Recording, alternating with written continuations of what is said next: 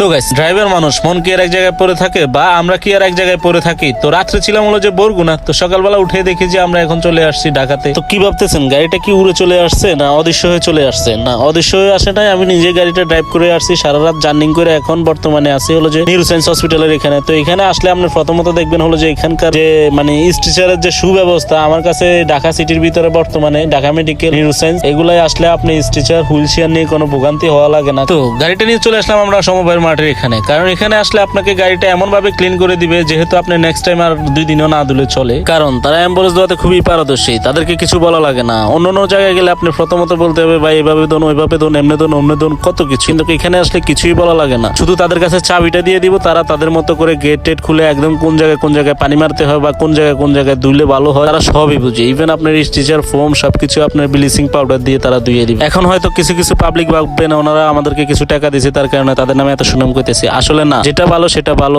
বলতে হবে, যেটা খারাপ সেটা খারাপ, সেটা বা খারাপই বলতে হবে। তো গাইস, আজকের মতো আমি হাসান এখানে বিদায় নিলাম। তো সবাই ভালো থাকবেন, সুস্থ থাকবেন, আর যদি ভিডিওতে কোনো ভুল ত্রুটি হয়ে থাকে অবশ্যই ক্ষমা দৃষ্টিতে তাকাবেন। আসসালামু আলাইকুম।